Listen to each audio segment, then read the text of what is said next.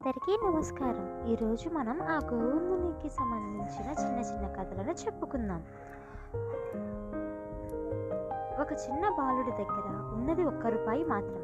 స్వామి, ఇదే నా కానుక అని హుండీలో వేశాడు. అది చూసి కొందరు నవ్వుకున్నారు. కానీ ఆ బాలుడు నవ్వుతూ అన్నాడు, నా దగ్గర ఉన్నదంతా స్వామికే ఇచ్చాను. భక్తి విలువ కానుకలో కాదు, మనసులో ఉంటుంది. గోవిందా గోవిందా.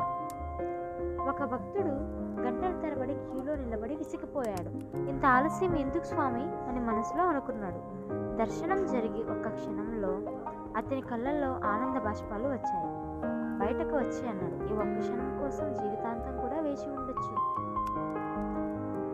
ఒక యువకుడు తిరుమలలో ఇలా మొక్కుకున్నాడు, నా కోరిక నెరవేరితే మళ్ళీ వస్తాను.